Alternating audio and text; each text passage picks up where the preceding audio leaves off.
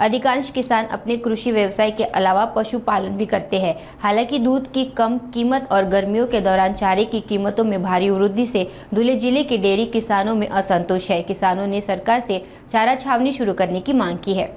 किसान खेती के साथ साथ दूध उत्पादन का भी काम करते हैं, लेकिन चारे की बढ़ती कीमत को देखते हुए किसानों के सामने अब पशुओं के भरण पोषण को लेकर सवाल उठने लगे हैं।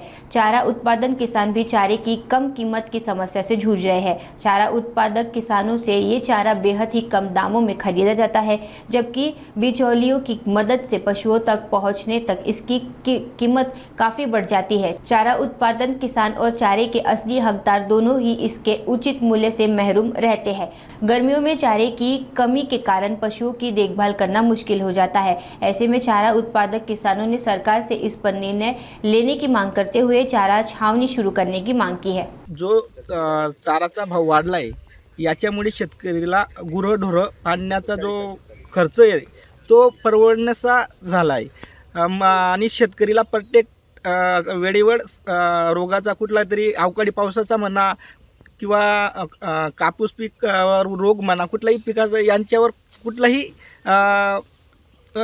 प्रकारचे संकट येतं त्याच्यावर सामना करणारा शेतकरीच असतो। आत्ताच बघा की चारा हा खूप मागणा झाला आहे। आता मे महिना सुरू होईल तर शेतकरीला गुरांसाठी चारा हा अत्यंत उपयोग आहे आणि जो चारा जर इतका महाग होऊ शकतो आणि दुधावर तर भाव नाही तो शेतकरीला अक्षरशः हे आपले गुरंढोरं विकण्याची वेळ येईल आणि या विकल्यामुळे जो दुधाचा तुटवडा होईल याचा परिणाम हा शेतकरीवरच होईल। जेणेकरून मला सरकारला एवढीच विनंती आहे की याच्यावर लक्ष देऊन शेतकरीला काहीतरी तात्काळ मदत करावी हीच विनंती करतो। माझ्याकडे माझ्या वडील पाजी शेती करत होते आणि त्यांच्या पावलावर पाऊल ठेवून मी देखील शेती करतोय। मी चाराचा उत्पादक शेतकरी आहे।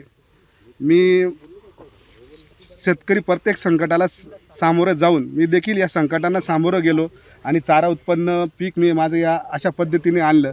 पण तरी देखील या व्यवसायामध्ये जे व्यापारी आहेत त्या शेतकऱ्यांना चाराचा भाव देत नाही। आज माझा 1.5-2 एकर चारा फक्त 9,000ने घेतलेला आहे आणि या चाऱ्याला मला खर्च देखील 10-11 हजार रुपये आलेले।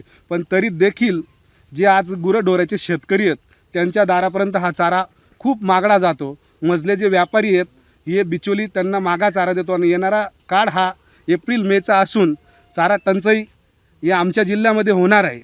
याच्याकरता शासनाने या शेतकऱ्यांसाठी चारा छावण्या उभारणी करण्याची व्यवस्था करावी आणि हा दूध उत्पादक शेतकरी याला वाचवावं अशी मी शासनाला विनंती करतो।